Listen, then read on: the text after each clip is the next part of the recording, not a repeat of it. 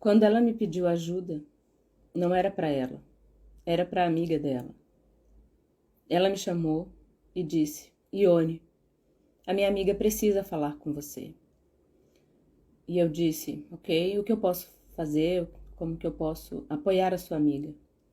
E ela disse: ela descobriu que está com câncer na visão. Ok, e o que eu posso fazer por uma pessoa que está com câncer na visão? E ela disse: você pode ouvi-la. E eu disse: ok. E ela começou a me contar a história e eu disse: eu gostaria que ela contasse a própria história. E se você quiser, e se ela também quiser, você pode estar junto. Vieram as duas a mim. E a amiga ficou ali segurando na mão dela. E ela começou a falar. Começou a me contar toda a sua história. Tudo desencontrado. As suas palavras eram claramente um reflexo da sua mente toda bagunçada. E eu perguntei o que ela, no meio de toda a história que ela começou a me contar, eu perguntei: o que é que você não quer ver? E que para você não ver, você precisa ficar cega. Essa pergunta parece muito insensível quando você faz para uma pessoa que teve um diagnóstico de câncer de visão. Mas dentro do contexto, foi o que me ocorreu realmente perguntar. Era realmente o que eu gostaria de saber. E eu tinha uma intuição, a minha intuição dizia que se eu tivesse coragem de perguntar, ela ia achar uma resposta. E a continuação da história foi a seguinte. Ela me contou que desde que ela era pequena, desde que ela se lembrava dela mesma, do corpo dela, a mãe dela abusava sexualmente dela. Ela não sabe quando começou. Ela só sabe quando terminou. Porque quando terminou, isso quando ela botou um limite nisso. Quando ela teve condição de botar um limite. E a doença ajudou a colocar o limite. Então, ela me contou que além de ser abusada pela própria mãe, ela era alugada para outros pela própria mãe. Isso em ambientes, enfim, era uma rotina. Ela não sabia nem que ela podia sair disso, ela não sabia que outra vida ela podia viver. Ela vivia numa redoma e, de certa forma, protegida por essa mãe abusadora e continuamente naquele ciclo, até que ela ficou doente. E ela não conseguia. E ainda no início da doença, ela era obrigada a ceder, mesmo se sentindo mal, mesmo tendo todos esses transtornos ali de saúde física e tudo mais. E aí essa história começou a pesar, a doença obrigou essa mulher a ficar de cama, obrigou essa mulher a ficar no hospital. E quando a gente silencia os barulhos de fora, a gente é obrigada a olhar para os barulhos de dentro. E foi isso que começou a acontecer e ela continuou a me contar. Que mesmo lá no hospital, porque ela só tinha a mãe, ela tinha uma outra amiga, ela tinha essa amiga de forma mais próxima, que foi quem realmente buscou ajuda para socorrê-la, quando ela teve coragem de contar qual era o problema. A gente sempre percebe os pontos cegos das pessoas, né? Assim como as pessoas percebem os nossos. Mas nem sempre a gente tem coragem de perguntar, de botar o dedo na ferida, como diz, né? De ter coragem de dizer, será que você não tá vendo tal coisa? E essa amiga que buscou ajuda para ela foi a amiga que teve coragem de perguntar, de questionar, de dizer, como que você aguenta isso? Como que você cede para aquilo? Como que você tá... Porque aí acaba que a proximidade revela o que a gente esconde. Então, nessa relação, a amiga buscou ajuda para ela. Nem pediu permissão, buscou ajuda. E aí, nessa ajuda, ela começou a ter coragem, entender que ela podia viver uma vida diferente daquela. E descobriu que estava doente de forma mais grave, né? Descobriu um câncer na visão. E quando no processo de investigação, do nível de gravidade e tudo mais. Antes dela ficar internada, na verdade, foi quando ela me procurou. E eu perguntei para ela, o que você não quer ver? E que é tão ruim para você que você precisa literalmente ficar cega fisicamente para não ver nunca mais.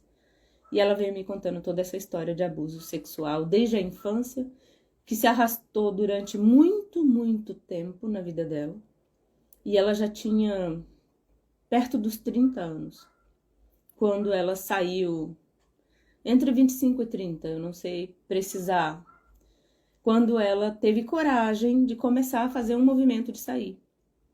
E quando ela começou a lutar para sair daquela amarra que era total na vida dela, foi quando ela começou também a ficar doente.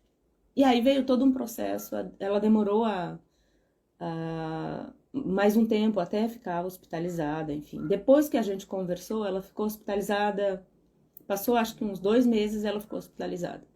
Eu não fiz nenhum acompanhamento, assim, com ela. Fui sabendo pela amiga, ela ia me dando notícias. E ela anotou a frase que eu perguntei para ela. Anotou essa frase, andava com essa frase no bolso, andava com essa frase na bolsa, andava com essa frase em todos os lugares.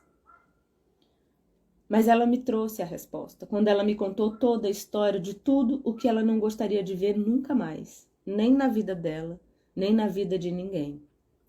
E eu disse para ela uma coisa que faz sentido para mim, que quando nós somos curados da maior dor que a gente carrega, a gente se transforma em instrumento de cura no mundo.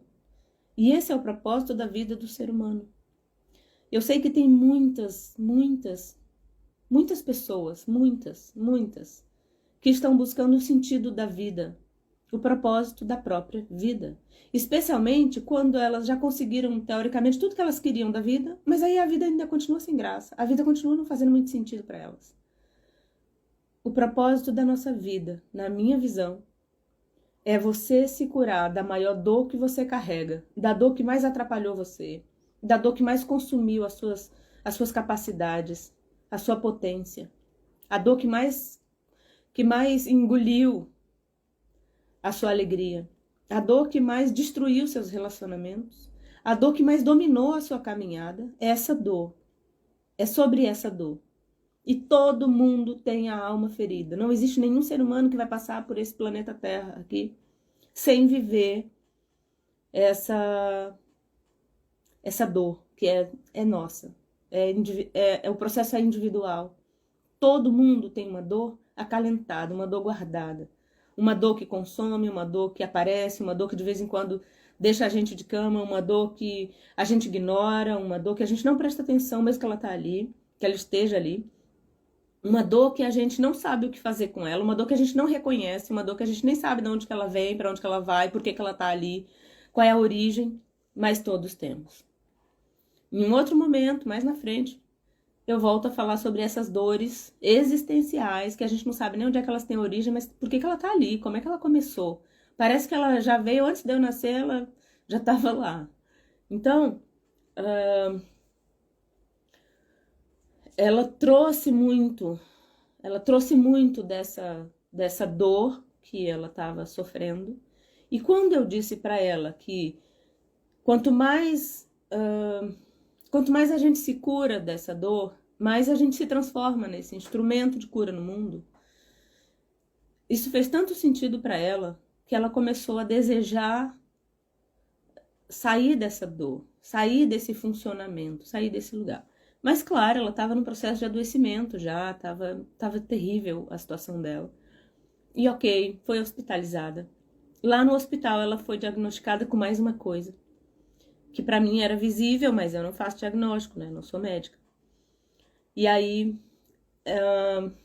ela pediu para a amiga falar comigo, que ela disse que ela não ia conseguir conversar comigo de novo naquele momento, mas ela pediu para a amiga falar.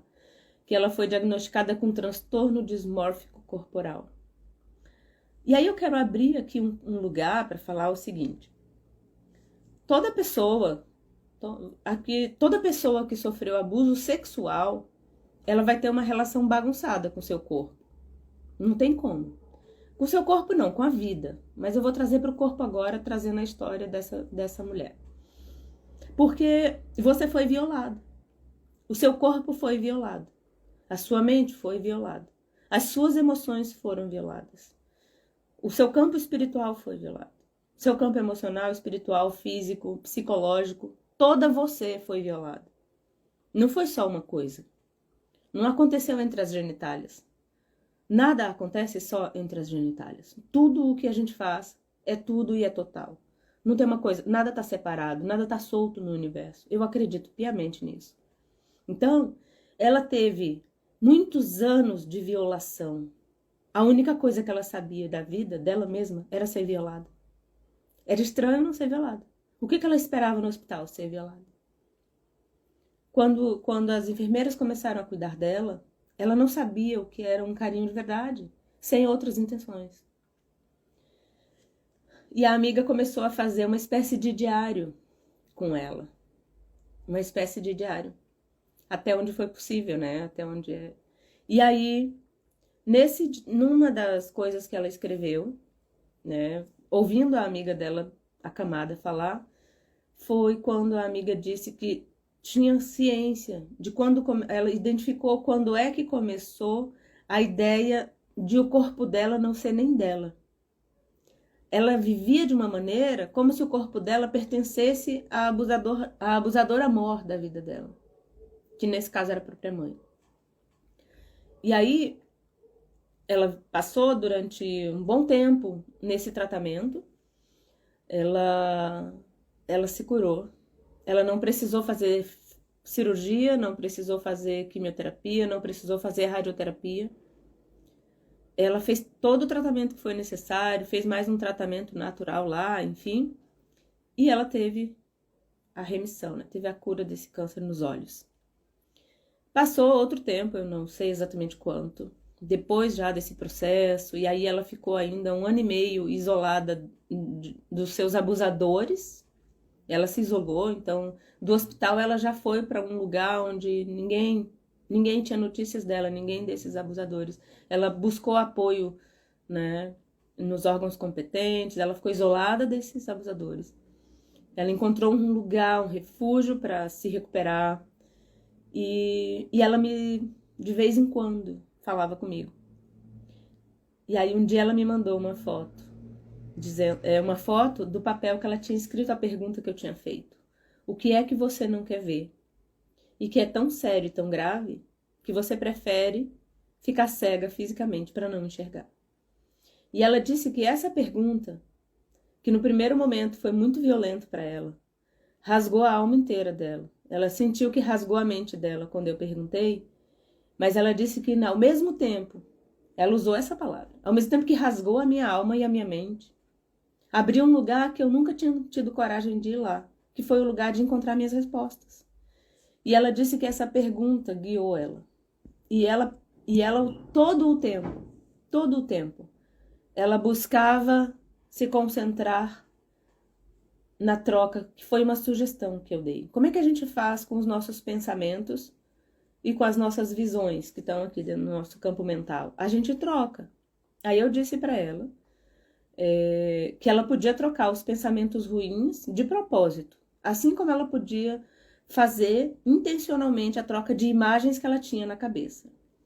E eu propus para ela, eu mandei para ela um material para ela escrever, né? Eu sugeri isso para ela no tempo de hospital, para ela escrever, se fosse o caso, se ela precisasse nesse nível, escrever as imagens positivas, se ela não conseguisse, ou que ela buscasse recursos visuais para ver imagens positivas, porque as imagens que ela tinha não ia servir mais. E eu expliquei o funcionamento da nossa mente. A nossa mente funciona por imagem. Tudo que a gente faz é reflexo da imagem que a gente tem da gente. O transtorno dismórfico corporal, depois eu posso falar só sobre isso, mas vocês podem encontrar vários conteúdos já disponíveis sobre isso, tem a ver com essa distorção da imagem que a gente tem, que está associada a várias outras questões aí, de baixa autoestima, de depressão, tem várias outras questões associadas. Mas o ponto que eu quero trazer dessa história é o seguinte: nós estamos ainda, hoje é 25 de março de 2024, Nós estamos fazendo uma jornada pelo fim do abuso. E nessa jornada, eu já falei sobre os tipos de abuso, já tem vários conteúdos disponíveis no YouTube e alguns aqui pelo Instagram. Depois eu vou subir todos aqui. E nesse processo todo, eu tenho disponibilizado, e você que está ouvindo, que depois vai assistir esse vídeo aqui, eu tenho disponibilizado o e-mail cartas@atravessiadesimesmo.com para quem quiser me escrever, me contando sua história com abuso, seja qual tipo for, quem quiser falar, ou se não quiser falar, ou se precisar de algum apoio, etc e tal. E junto com isso, a gente tem um grupo no WhatsApp, onde eu tô postando algumas coisas lá, e eu já fiz na semana passada um encontro exclusivo para quem tá lá no grupo. O link do grupo tá aqui na minha bio do Instagram, é só clicar e entrar no grupo se você quiser, é só para mulheres. E a gente fez um encontro exclusivo para eu escutar essas pessoas. A gente tem hoje, às 19 horas, o segundo encontro. Eu queria ter feito mais nesse mês, né? Mas tem outras ações acontecendo. Então, o segundo encontro para escutar a história dessas mulheres, quem quiser falar. E foi tão forte, eu imaginei que a gente ia ficar 1 hora e pouquinho conversando, a gente ficou mais de 2 horas. Mas eu fiz questão de ouvir e de ajudar, de apoiar de alguma maneira todas as que trouxeram as suas histórias. Foi tão poderoso. E nessa jornada, o nosso objetivo, o nosso intuito é realmente trazer consciência, despertar você, mulher, que já sofreu abuso e nunca falou, que carrega uma dor que você não sabe, ou no fundo você sabe, mas você nunca compartilhou, você nunca teve coragem de falar com ninguém. Porque é complicado. Sempre vai envolver a nossa família. Como é que a gente vai ser aquele que estraga a família? Como eu contei num outro vídeo. Eu não posso ser aquele que estraga a família. E aí tem outros processos que quando você é criança, por exemplo, pode ser que os adultos não acreditem em você. E esses adultos podem ser seus pais que não acreditam em você. E aí tem vários aspectos envolvidos, alguns a gente veio desenrolando ao longo aí dos conteúdos, mas o foco que eu quero deixar hoje é o seguinte. O foco que eu quero deixar é o seguinte. Toda essa dor do abuso que as mulheres arrastam anos a fio, ela pode ser trabalhada, tratada e sarada. Você pode sair disso se você quiser. De verdade, você pode sair disso se você quiser. Existe profissionais de todas as áreas, psicológico, físico, jurídico, de todas as áreas para apoiar você, para você sair desse lugar. Eu gravei recentemente um episódio sobre abuso financeiro, por exemplo, que às vezes a gente não se dá conta. Que nesse caso, nessa história que eu trouxe para vocês hoje, que foi uma das histórias mais difíceis mais duras, mais difíceis que eu recebi, tinha um abuso financeiro, a mãe alugava a filha. Então você é um objeto de aluguel. Você é como, eu não vou nem dizer que é como um imóvel, né? Porque o imóvel não sente nada.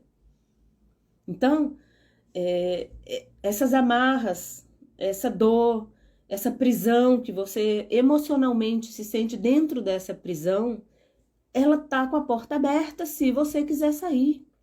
O mais difícil de uma pessoa abusada é ter a coragem de assumir e de querer sair. Ah, eu quero. Esse eu quero aí não funciona. O eu quero só é real quando você dá um passo a mais do que só eu quero. Quando você faz um esforço a mais do que só dizer eu quero sair daí. Às vezes a gente está esperando uma pessoa que vai nos salvar. Mas ninguém pode te salvar de ti mesma. Você precisa dar esse passo. E às vezes às vezes não, sempre vai ser difícil por causa das amarras relacionais, por causa da dependência emocional, por causa da nossa falta de amor próprio, por causa da nossa falta de valorização própria, por causa do nosso ódio a nós mesmos. O nível de ódio que essa mulher sentia dela mesma era tão grande. Ela escreveu com tanta dor sobre isso, eu acho que foi a carta mais difícil. Foi quando ela falou sobre o ódio que ela tinha dela mesma. A única coisa que ela sabia, nas palavras dela, era se odiar. Porque ela não sabia como amar um lixo. Ninguém ama um lixo. Ninguém ama um lixo. E aí eu ainda brinquei com ela, claro, dentro de uma conversa. Eu disse, ninguém ama um lixo, mas a gente ama um móvel reciclado. E eu tenho um móvel reciclado em casa. Quando eu falei isso, ela chorou copiosamente. E aí ela disse, eu estou nesse processo de me reciclar, então. Vamos ver se alguém vai me amar depois. E eu disse para ela que no dia que ela me procurou, depois da nossa conversa, eu já tinha decidido que eu ia amá-la. Que eu ia amá-la. E que amor não é um sentimento, é uma decisão que a gente toma. Passado algum tempo,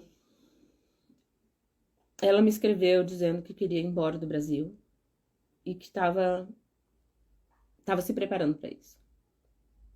E aí, conversamos ali e tudo mais, perguntei, fiz algumas perguntas para ela pensar e tudo mais. E ela foi. Ela se preparou, ela estudou inglês,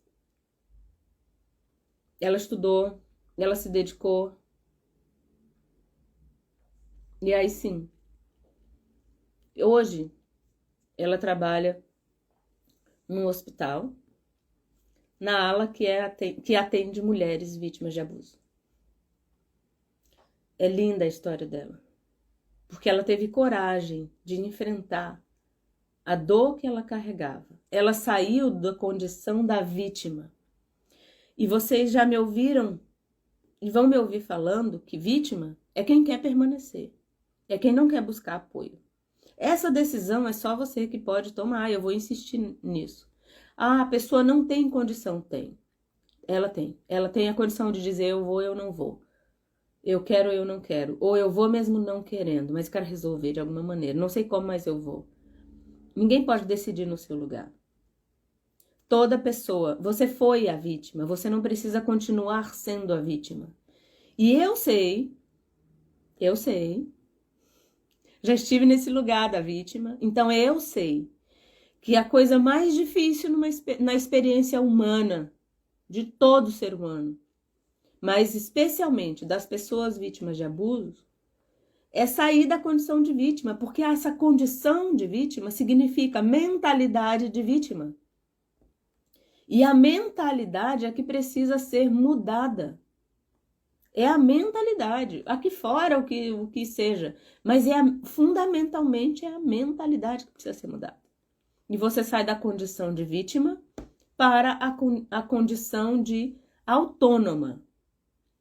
A gente ouve falar muito aí de independência emocional.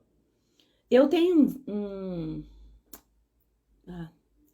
eu não lembro qual é o vídeo, depois vocês podem procurar lá no YouTube, no meu canal do youtube.com/EoniCamelo, que vocês vão achar que eu falo sobre dependência, independência e interdependência. É o tripé da dependência emocional. Eu vou falar rapidinho aqui para ficar bem composta aqui a ideia. Todos nós seres humanos nascemos dependentes. Ponto. Você, bebezinho, precisa da mãe ou de qualquer pessoa adulta para fazer tudo por você. Para te limpar, para te dar banho, para te dar comida, para tudo. Ponto. O que você sabe fazer quando você nasce? Chorar, mamar, fazer as necessidades básicas. O 1 e o 2. Só. Grunhir, né? Os barulhinhos. Grunhir, acho que não pegou bem pra criança, né? Os barulhinhos da criança e tal. É o que a criança sabe fazer. O que a criança tem para oferecer para o mundo quando ela nasce? Ela, aquela coisa linda, fofa, que derrete o coração de todo mundo. Quando a gente cresce, a gente sai supostamente da dependência dos pais, dos nossos cuidadores, quem tenha sido, e a gente caminha para um lugar de independência. Então, a primeira coisa, em geral, que a gente vai fazer lá é buscar nossa independência, a famosa independência financeira. Vai trabalhar, vai pagar as próprias contas, etc. e tal. Mas a independência verdadeira, ela é independência emocional. Só que se eu fico só na independência emocional, a maioria das vezes, a gente vai para aquele lugar de isolar as pessoas, de não é um lugar saudável. A gente vai para aquele lugar de... Ai, qual é a palavra que eu quero usar aqui? De arrogante, sabe? De se sentir superior, de não... Então, de isolar as pessoas, assim, a gente vai para esse lugar. Aí, o independente... e também de autossuficiência. Essa era a palavra que eu queria me lembrar. E ninguém é autossuficiente exatamente, porque aí nós vamos para o terceiro ponto. Até aqui foi bom, mas não é saudável. Para ser saudável, a gente precisa ficar num lugar de interdependente. O que que isso significa? Por exemplo, pela lógica, pelo que é óbvio. Você quebrou a perna, você não vai dar conta sozinho de colocar os seus ossos no lugar, de fazer o raio-x sozinho, de fazer tudo sozinho. Isso não existe. Mesmo que você seja médico, você não vai ter tudo na sua casa, por exemplo. Você vai precisar de, pelo menos, ir no hospital. Então, você precisa de um médico para colocar tudo no lugar, tomar o remédio para dor, anti-inflamatório, o que seja, engessar a perna. Depois, pode ser que você precise de um fisioterapeuta. Se você for fisioterapeuta, às vezes, mesmo assim, você não vai dar conta de fazer sozinho. Então, a interdependência é a consciência de que todos precisamos de todos, de que ninguém é autossuficiente 100%. A autossuficiência saudável é você ser 100% responsável pela sua vida, pelos seus pensamentos, pelos seus sentimentos, pelas suas emoções, pelas suas reações, pelas suas atitudes, pelas suas ações, pelos seus resultados. Como isso impacta você, como isso impacta o outro e a sociedade como um todo. Então, isso sim. Aí você pode me falar de autossuficiência que eu te aplaudo. Que é mesmo, aí nesse lugar eu vou chamar de autonomia. Então,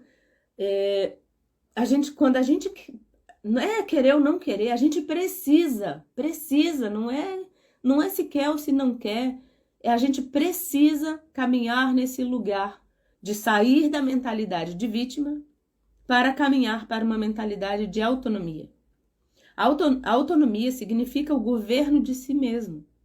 O governo das próprias vontades, o governo das próprias emoções, o governo da própria vida. Uma pessoa que desenvolve autonomia, ela nunca mais se permite abusos de nenhum tipo. Se você governa suas finanças, você não vai se permitir abusos financeiros. Se você governa os seus pensamentos, os seus desejos, as suas vontades, Ione, mas quem é que faz isso? Quem quer? Quem decide? Mas dá muito trabalho. Tudo dá trabalho. Você escolhe o trabalho que você quer. É difícil isso? Mas nada na vida é fácil. Se você continua iludido que é fácil, coitado de você. Coitado de você. E coitado, gente, é vítima. Então, sair dessa mentalidade vai exigir de nós um esforço que muita pouca gente, pouquíssima gente está disposta a fazer de verdade esse esforço. Então, realmente, sair dessa mentalidade de abusada para uma mentalidade saudável, uma mentalidade autônoma, vai exigir de você um trabalho que só você pode decidir se você vai fazer. Se quer ou se não quer, não importa. É se você vai fazer. É como você não quer tomar aquele remédio ruim, mas você toma porque vai te sarar. É a mesma coisa. Quando a gente é criança, a mãe fala assim, não importa se é ruim o gosto, tem que tomar para ficar bom. Você toma. É a mesma coisa. São medidas que nós temos que tomar, mesmo que sejam difíceis, amargas e o que seja. Então, eu quero fechar essa história contando para vocês o seguinte. Até perguntando para você pensar que o que é que tá aí na sua vida que está impedindo você de decidir que você vai sair dessa mentalidade de vítima e tomar uma atitude para caminhar para esse lugar de autonomia, de consciência mesmo, de assumir a responsabilidade pela sua própria vida. Essa é uma das histórias mais difíceis. Quando a gente fala de abuso que envolve outras pessoas, é até, teoricamente, até fácil, porque aí é outras pessoas, né? Não é, não. Mas quando são os genitores, é tão surreal, embrulha o estômago, me embrulha até hoje o estômago, dá mal-estar, é impensável. É impensável. Impensável. E por que eu tô compartilhando isso? porque muitas mulheres continuam insistindo em proteger aqueles que foram seus agressores, os seus abusadores, porque elas não têm coragem quer dizer, não é coragem, elas ainda não decidiram se libertar dessa prisão que elas estão emocionalmente presas. Enfrentar a própria dor. Você não precisa enfrentar a dor dos outros, você precisa enfrentar a sua. Enfrentar a distorção da própria imagem. Porque com certeza você tem uma imagem distorcida de você. Você foi violada. Foi interrompido o processo natural da sua vida. Então, eu vou dizer especialmente se você viveu isso lá na infância e adolescência. Não sei, eu não classifico se é mais ou menos grave, mas lá na infância eu acho que é mais grave, porque aí você tem toda a história com essa violação, com essa limitação, com essa prisão. Então, durante muito tempo, você arrastou isso. Então, a gente tem uma caminhada junto. A gente tem conteúdo, a gente tem informação, a gente tem conhecimento, a gente tem um monte de coisa que a gente pode aproveitar. E eu convido você que está me ouvindo agora, qualquer dia do ano, do século, não sei, agora e qualquer outro momento que esse vídeo estiver disponível por aí, para você tomar uma decisão de mudar você mesma, sua própria mentalidade, de enfrentar a sua própria dor. Não tem outra forma. Eu não conheço, pelo menos. Se eu soubesse uma fórmula para fazer desaparecer a dor do coração, uau! A fila ia ser daqui até o Japão, né? Então, você que vive esse drama, você que está carregando essa dor, você que vive aprisionada no silêncio dessa dor, eu falei sobre isso num outro vídeo, é você que tem que romper esse negócio. É você que tem que enxergar, querer ver que a porta dessa prisão está aberta, não está fechada. Eu sei que do ponto de vista da vítima, parece que não tem saída. Eu vou falar de novo, eu já estive nesse lugar. Mas se não tivesse saída, eu não estaria aqui fora desse lugar. Eu não teria condições, eu não teria estrutura nenhuma para ouvir histórias como dessa mulher que eu contei para vocês e outras tantas histórias que eu ouvi. Eu só posso compartilhar se me autorizarem. É claro que eu nunca vou dizer quem é, enfim, tem um monte de coisa que a gente não pode falar. Mas eu não poderia nem ouvir essas histórias. No começo, quando eu estava atendendo como coach, eu atendi muitas pessoas abusadas, homens e mulheres. E que por trás de todo insucesso profissional, quando lá pelo meio do processo, o que a pessoa trazia? Qual era a origem do problema? Abuso. Abuso sexual.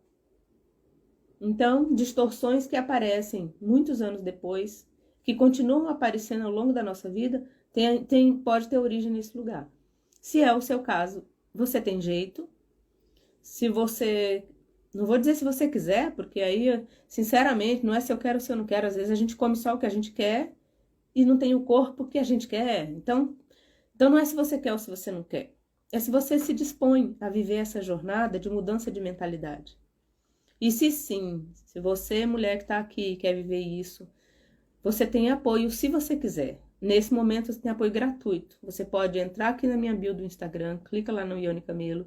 Tem um link para você entrar direto no grupo, chamado A Travessia de Si Mesmo. Que a ideia é você atravessar a sua dor, atravessar a vergonha, atravessar os medos, atravessar as culpas, atravessar as raivas.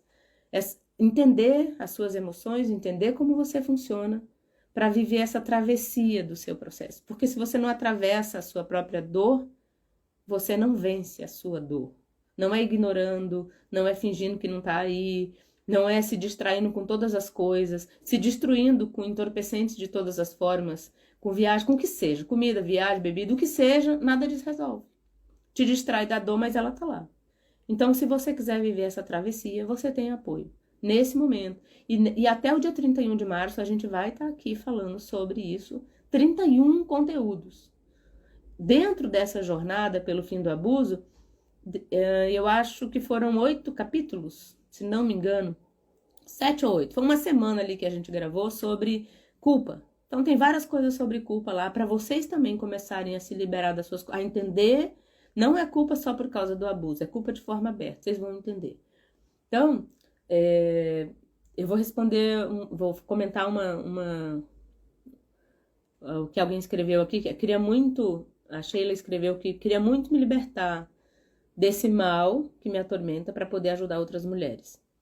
Sheila, primeiro você tem que querer só se libertar mesmo.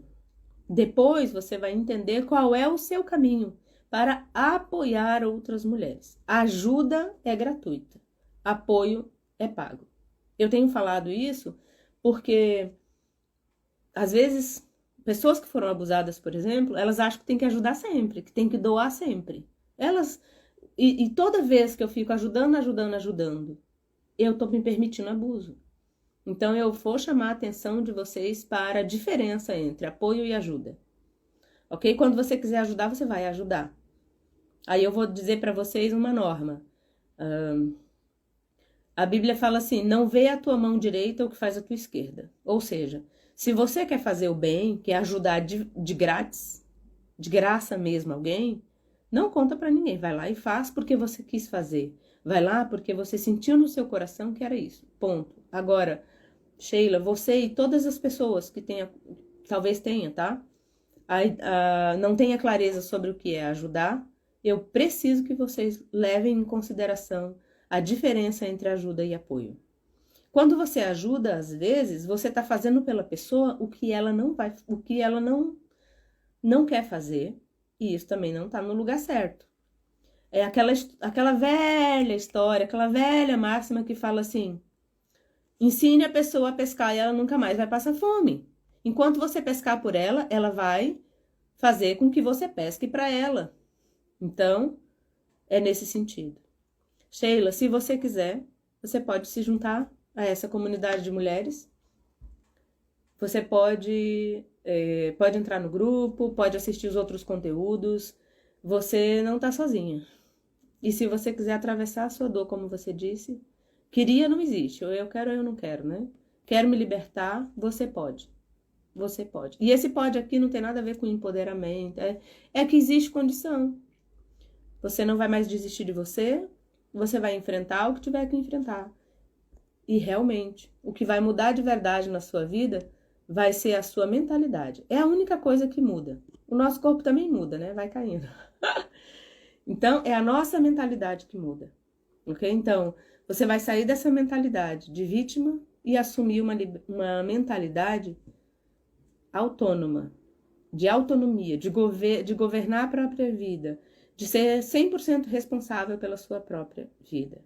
Então, eu encorajo cada uma de vocês. Quem chegou depois assistindo aqui esse encontro ao vivo, pode assistir desde o início, que eu contei uma história sobre uma mulher diagnosticada com câncer nos olhos, câncer de visão, e que ela foi curada sem cirurgia, sem químio e nem rádio. E que de alguma maneira, por todos os motivos que eu só agradeço, eu fiz parte do processo dela, do processo psicológico dela, com questionamentos, com escuta, com espaço para ela me escrever cartas. Então, eu quero que você tenha coragem de dar um passo para sair desse lugar. Se é a sua história, seja o que for. Você não precisa ter um câncer de visão para cuidar, para enfrentar aquilo que você não quer mais ver. Você não precisa. Você pode mudar, você pode dar um passo agora. Então, a gente vai continuar aqui até o dia 31 de março falando sobre esse tema difícil, esse tema delicado, esse tema power. E a gente está junto nessa jornada pelo fim do abuso. Vocês podem seguir o perfil aqui no Instagram. Também podem ir lá no youtube.com/ionicamelo, onde estão todos os conteúdos. Aqui estão alguns, lá estão todos. E a gente se vê por aqui. Um beijo para vocês.